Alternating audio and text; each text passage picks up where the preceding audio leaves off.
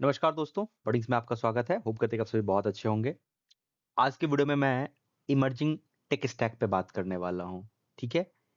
ये आपको ये नहीं बताएगी कि आपको क्या पढ़ना चाहिए, क्या नहीं पढ़ना चाहिए, ठीक है? क्योंकि वो डिसीजन आपको क्या पढ़ना है, ओके? किस डायरेक्शन में आपको जाना है, ये आपका कॉल होगा। आपको जिस डायरेक्शन में अपना कैरियर बनाना है, ये कॉल आपका होगा। इसमें मैं आपको कुछ नहीं कर सकता हूँ। मैं आपको बता सकता हूँ कि कितने सारे डायरेक्शन हैं, जिसमें आपको जानी चाहिए। और ये बहुत ही सिंपल सा गार्टनर का रिपोर्ट है, वो भी मैं अटैच कर देता हूँ कि अभी आने वाले टाइम में एक अच्छे मैं जब कह रहा हूँ गुड, मैं सॉफ्टवेयर डेवलपर की बात नहीं करूँगा, गुड कंप्यूटर इंजीनियर की डिमांड हुआ है। कंप्यूटर इंजीनियर जब कहता हूं तो मैं सॉफ्टवेयर डेवलपर नहीं आता, उसमें बहुत सारी चीजें आती हैं। अंडरस्टैंड करना, इंडिया में थोड़ा सा दिक्कत हो गया कि software engineer software developer software engineer software developer हो गया। जबकि अगर आप वेस्ट और यूएस जैसे कंट्रीज में आप ज्यादा फोकस्ड करोगे तो ज्यादातर आपको कंप्यूटर इंजीनियर वर्ड नजर आएंगे। Okay, computer engineer computer science इस टाइप के होंगे। हमारे पास एक ही आता है आईटी आईटी आईटी में चले जाओ, सॉफ्टवेयर नहीं, ये तो बहुत छोटा डोमेन है दोस्त। आईटी सॉफ्टवेयर ये छोटा डोमेन है, but computer engineering is a big domain. You have to become like वो क्या कहते हैं, एक रॉक रॉक वाला जो कंप्यूटर इंजीनियर होता है उस लेवल पे आपको जाना पड़ेगा। अब एक क्वेश्चन है, बड़ा इंपॉर्टेंट है। India is a hub of global IT talent, ये तो सबको पता है। इंडिया है ही हब, उसके पीछे बहुत सारे रीजन है। हम मेहनती तो है ही, बट हम थोड़े सस्ते भी है। इकोनॉमिक्स के दृष्टिकोण से हम थोड़े सस्ते हैं। लेकिन हम एक मार्केट को डिमांड है तो सप्लाई कहाँ से आएगा? सप्लाई हम करेंगे। आ, मैं किसी गूगल से कोई फोटो नहीं उठाया, अपना ही डाल दिया। हाउ लुक्स लाइक ये मैं एक हैकेथॉन में था, माइक्रोसॉफ्ट का हैकेथॉन चल रहा था। तो मतलब बहुत सारी चीजें आपको कोड से कोड करनी पड़ती हैं, ये सारी चीजें होती है। तो आपको मैं बस मोटा मोटी बता रहा हूँ कि मतलब मैं आपको मिसलीड नहीं करूंगा, सही डायरेक्शन ही बताऊंगा, ठीक है? सही डायरेक्शन पे अभी हम आने से पहले हम यहाँ पे करते हैं। अगर आप अभी कॉलेज में हैं, ठीक ना? अगर आप कॉलेज में हैं, कोई सा भी ब्रांच से है, कोई फर्क नहीं पड़ता आप किस ब्रांच से हैं, आपको कंप्यूटर इंजीनियर बनना है। मैं कंप्यूटर इंजीनियर की बात करता हूँ। आपका बेसिक कंप्यूटर साइंस बहुत ही स्ट्रांग करना पड़ेगा। बेसिक कंप्यूटर साइंस जिसमें आपका कुछ सब्जेक्ट्स आते हैं जिसको आपको पढ़ना ही पढ़ना है। ये सब्जेक्ट आप ऐसा नहीं है कि बाद में पढ़ोगे। मैंने देखा है और मैं मुझे बहुत तरस आती है ऐसे अच्छे-अच्छे डेवलपर्स को देखा है। मतलब एक अच्छा डेवलपर्स है, 15 लाख प्लस का पैकेज पे काम कर रहा है, और मैं जब उसको पूछ रहा हूँ कि आपका ये एप्लीकेशन किस प्रोटोकॉल पे काम कर रहा है, उसको नहीं पता है प्रोटोकॉल क्या है। उसको नहीं पता है, उसको बस 2 प्रोटोकॉल पता है, 443 और 80 और एक 22, यही कुछ-कुछ प्रोटोकॉल्स पता होते हैं, but how protocol works they don't know. क्योंकि वो एप्लीकेशन बनाते हैं तो थोड़ा बहुत 443 के बारे में उसे आइडिया होता है, 80 के बारे में आता है, क्योंकि वो लोकल होस्ट पे काम करता है। एसएसएच करता है तो 22 पोर्ट नंबर पता होता है, but how it works, this comes under basic computer engineering, जो नहीं पता होता। तो मैं चाहता हूं कि प्लीज कंप्यूटर साइंस के बेसिक्स को एक अच्छे लेवल से पढ़ो। क्या दिक्कत है, 1 साल लगेंगे। 1 साल में आपका बेसिक 2-3 सब्जेक्ट है, जिसमें सबसे पहले एक सब्जेक्ट है ऑपरेटिंग सिस्टम, दूसरा सब्जेक्ट है नेटवर्किंग। ओके, ये 2 सब्जेक्ट हुआ। और फिर एक आ जाता है आपका प्रोग्रामिंग में आता ही आता है, बट बेसिक जो है मैं ना डीएस की बात करता हूँ, data structure and algo, DS and algo. ये बहुत ही, इसका बेसिक आपको पता होनी चाहिए। इसको पढ़ने में आपको मुश्किल से इसके सारे कोर कॉन्सेप्ट को समझने में आपको 3 से 6 महीना लगेंगे। तो क्यों नहीं पढ़ते हैं हम? क्योंकि हमें लगता है क्या होगा ऑपरेटिंग सिस्टम पढ़ के, हो गया। मैं अगर बोलूं किसी को, आपको बोलूं, अभी मैं हंसी आएगी कि मैं एक डेवलपर्स के साथ काम कर रहा था और मैंने उसे इस बात के लिए डांटा भी, जूनियर था, मैंने उसे डांटा भी। मैं वो क्या कर रहा था, वो अपना एप्लीकेशन का यूआरएल का टेस्टिंग जो है वो विंडोज सर्वर पे कर रहा था, विंडोज मशीन पे कर रहा था मैं। और हमारे पास विंडोज मशीन नहीं थे, तो हमने कहा कि ठीक है, वो यूनिक्स बॉक्स पे कर लेते हैं इसका टेस्टिंग। तो बोलता है यूनिक्स बॉक्स पे हमको नहीं समझ में आता। अरे भैया, आपको यूनिक्स बॉक्स क्यों नहीं समझ में आ रहा है? इसका मतलब you don't know operating system properly. So this is very important, try to understand दोस्त, इसको समझना ही पड़ेगा आपको। अब देखो, मोटा मोटी एक इंजीनियर क्या करता है, एक इंजीनियर एक प्रॉपर जो होता है एक सॉफ्टवेयर डिजाइनिंग में काम आती है, ठीक ना। पहला software designing, okay. Software designing में बहुत बड़ी चीज जो होती है वो सिस्टम डिजाइन होता है। जब भी आप किसी प्रोडक्ट बेस्ड कंपनी में इंटरव्यू दोगे तो ये सिस्टम डिजाइन आपको पढ़ना ही पढ़ना पड़ेगा, अच्छे प्रोडक्ट बेस्ड। ओके, तो आपको सिस्टम डिजाइन आनी ही आनी चाहिए। सर्विस बेस्ड में नहीं भी आएगा तो काम चल जाएगा, बट प्रोडक्ट बेस्ड में आपको आना ही आना चाहिए, क्योंकि प्रोडक्ट बेस्ड में आपको प्रोडक्ट बनानी होती है, आपको प्रोडक्ट पे काम करना होता है, तो आपको आना पड़ेगा। जैसे मैंने एक एग्जांपल लिया, आप उबर, ओला ये सब चलाते होंगे, या फिर आपने बिहार में रोडवेज जैसी कंपनियों को देखा है। ये सारी कंपनियों का एक जो पीछे टेक स्टैक होगा उसको समझने की कोशिश करो। ओके, अब ये देखो कि एक बड़ा सा मैंने पिक्चर डाला है, थोड़ा अभी नहीं समझ में आएगा आपको क्योंकि आपको सिस्टम डिजाइन नहीं पता है, बट इसके पीछे एक पूरा का पूरा साइंस है, ठीक है ना। इसके पीछे एक पूरा साइंस है कि ये सिस्टम डिजाइन कैसे होती है, कैसे काम करती है, so and so. Okay, just one sec. हाँ, तो ये कैसे काम करती है अगर मैं इसको लेमैन में समझाऊं, तो ये आप यूजर है जो आप एप्लीकेशन यूज कर रहे हैं, फिर उसके बाद रेडिस कैश होता है जहां पे थोड़ा सा कैशिंग डेटा आता है, फिर आपका डेटाबेस होता है, अंदर कनेक्टेड अंदर डेटाबेस है, फिर दूसरा तरह का डेटाबेस है, फिर आपका क्लस्टर है, डेटाबेस का क्लस्टर है, फिर आपका एप्लीकेशन जहां रन हो रहा होगा वो अलग क्लस्टर होगा, फिर काफका होता है, ये अलग चीजें हैं, फिर चूंकि डेटा साइंस की भी चीजें यहाँ पे हैं तो यहाँ पे ये अपाचे हडूप ये क्लस्टर आता है।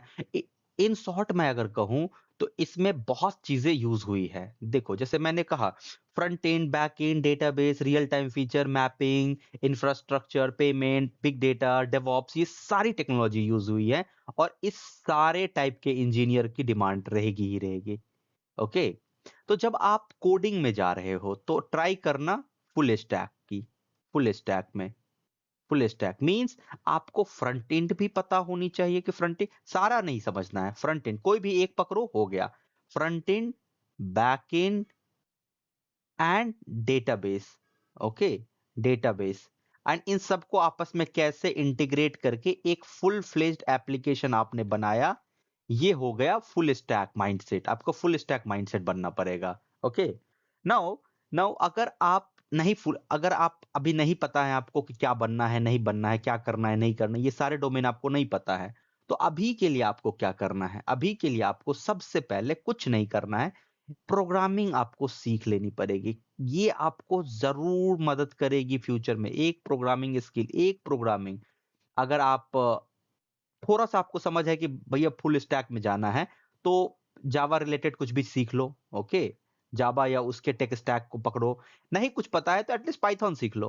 पाइथन अगर कोई नहीं भी है, तुम दूसरे ब्रांच के बच्चे हो, मैकेनिकल हो, सिविल हो, इलेक्ट्रिकल हो, मैकेन कुछ भी अलग ब्रांच हो, पाइथन सीख लो ना, क्या जाता है पाइथन सीखने में। 2 महीने में, 2 मंथ अगर आपने दिया तो आपको पाइथन आ जाएगी। पाइथन सीख लो, कुछ नहीं कह रहा हूं करने के लिए, बस मैं कह रहा हूं कि पाइथन सीख लो। क्या होता है लूप, क्या होता है इफ एल्स, क्या होता है डेटा, डेटा स्ट्रक्चर, क्या होता है वेरिएबल्स, ये आपको समझ में आ जाएगी।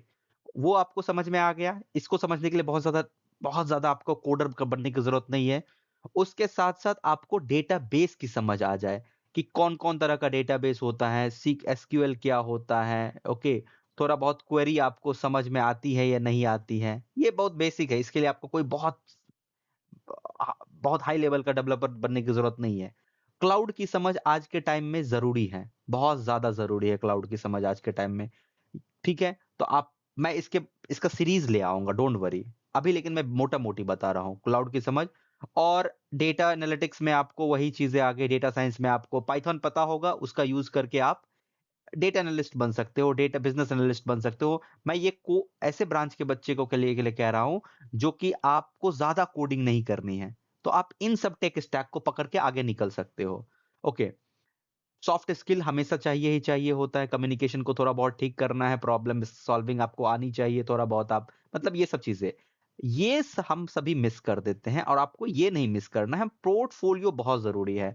जब मैं किसी कोई मुझे कहता है कि भैया मुझे जॉब नहीं मिल रही है, तो मैं बोलता हूँ रेज्यूमे भेजो, तो मैं उसके रेज्यूमे में जब लिंक्डइन पे जाता हूँ तो उसका लिंक्डइन मुझे देख के मतलब लगता है कि ये क्या है, क्या है ये, और ये सॉफ्टवेयर इंडस्ट्री में जॉब ढूंढ रहा है। तो लिंक्डइन सबको अच्छा करो, कोशिश करो अच्छा करने का, लिंक्डइन पे आओ, मैं भी हूं, मुझसे मिलो, बातें करो, कुछ चीजें सजेशन चाहिए वो मांगो। ओके, लिंक्डइन को बेहतर करो। पोर्टफोलियो जब बनाने की बात करता हूं, आजकल फ्री पोर्टफोलियो जो होता है वो गिटहब पे बनने लगा है। आपको वेबसाइट बनाने की जरूरत नहीं है, गिटहब पे जाओगे, गिटहब पे अगर आपको थोड़ा बहुत भी इंटरेस्ट है अपना पोर्टफोलियो बनाने में, गिटहब पे जाओगे, अपने बारे में अपना इंफॉर्मेशन दोगे, ओके, वो एक आपका एक वेबसाइट बना के दे देगा, वो आपका पोर्टफोलियो कहलाएगा। और वो उसको आप अपने रिज्यूमे में लिंक करोगे, ताकि आपके बारे में कोई पढ़ने के लिए आपके रिज्यूमे को नहीं पढ़े, आपके सीधे वेबसाइट पे चले जाए, जिसमें आपके बारे में बहुत सारी चीजें इंफॉर्मेशन आपके बारे में रहे। ठीक है, ये तीन जो है आने वाले टाइम में बूम पे रहेगा, जिसमें आर्टिफिशियल इंटेलिजेंस होगा, क्लाउड होगा, साइबर सिक्योरिटी होगा, ये बूम पे रहेगा ही रहेगा। ठीक है, तो मोटा मोटी अगर मैं आपको यहाँ पे इस वीडियो को समराइज करूं, तो मैं ये कह रहा हूं, अगर सबसे पहले अपने बेसिक कंप्यूटर साइंस को पकड़े रहो। Okay, basic computer science, computer science, इसको मत छोड़ना। इसको छोड़ोगे आगे दिक्कत होगी, क्योंकि आपका छोटा मोटा काम जो होगा ना एआई एजेंट कर देगा।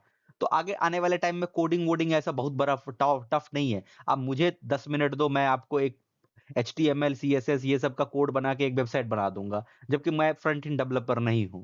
तो ये बहुत ज्यादा मैटर नहीं करेगा कोड लिखना, क्योंकि कोड आजकल लिखने के लिए एआई एजेंट आ गए हैं, जो कि आपका प्रॉपर कोड बिल्ड करके दे देती है। तो कोड की ज्यादा जरूरत नहीं है, बट लॉजिक वहां पे बहुत इंपॉर्टेंट है। इस एजेंट से भी कैसे काम कराना है, इसके लिए आपको फुल स्टैक की समझ होनी चाहिए, लॉजिक। तो बेसिक कंप्यूटर साइंस होगा, क्योंकि अगर कोई एजेंट वर्क नहीं कर रहा है या कोई आपका एप्लीकेशन काम नहीं कर रहा है, वहां पे आपको कंप्यूटर साइंस की जो बेसिक समझ है वही काम आएगी, क्योंकि जब आप उसको फिक्स करोगे तो इसी बेसिक समझ से आप उसको फिक्स करोगे। ठीक है, ये हो गया। दूसरा, अगर आपको अभी पता नहीं है क्या करना है, किसी भी ब्रांच के हो, पाइथन तो सीख ही सीख लो। ठीक ना, पाइथन ये सीख लो। इंजीनियर को आज के टाइम में पाइथन पता होनी ही चाहिए। अगर तुम लिख नहीं पाते हो, एटलीस्ट पाइथन कोड की समझ हो आपको। ओके, आपको अगर पाइथन कोड मैं दे दूं तो आप उसको पढ़ के समझ पाओ कि ये क्या कर रहा है।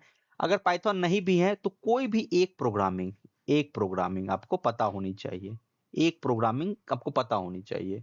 इसके साथ साथ आपको जो इमर्जिंग वर्ल्ड है, जिसमें कि आपका आ गया AI ML, cyber security, cloud computing, ये सब की आपको मोटा मोटी आपको समझ होनी चाहिए। और इसको लेके जब आप बाहर निकलते हो, तो 6 महीने कॉलेज से नहीं भी जॉब मिला कोई फर्क नहीं पड़ता, 6 मंथ, 6 to 8 मंथ, और मैं 6 to 9 मंथ कह रहा हूं, आप इंटरव्यू देना स्टार्ट करोगे, हंटिंग स्टार्ट करोगे, जॉब हंटिंग, एंड जॉब मिलेगी मिलेगी, डन। मैं प्रॉमिस नहीं करूंगा कितना पैकेज का, क्योंकि सॉफ्टवेयर और कंप्यूटर इंडस्ट्री ऐसी इंडस्ट्री है कि आपको स्टार्टिंग में कम भी मिल सकता है, कोई प्रॉब्लम नहीं है। बट ये एक ऐसी इंडस्ट्री है जिसका ग्राफ जो होता है ये होता है, और ये जो है आपका स्किल प्लस एक्सपीरियंस। ओके, और ये ग्राफ ऐसे स्टैग्नेट भी नहीं होता, ये बढ़ते जाता है। तो ये यही इंडस्ट्री है, क्योंकि यहाँ पे आपके पास जितनी स्किल्स होगी, आपका जितना समझ बुद्धि होगा, आपको उस अकॉर्डिंग आपको पेमेंट भी मिलेगा। Okay, according to your skills and experience. Okay, तो अभी फिलहाल पैसे वैसे को भूल जाओ, अभी फिलहाल इस इंडस्ट्री में एंट्री कैसे लेना है उसकी योजना बनाओ। Okay, signing off.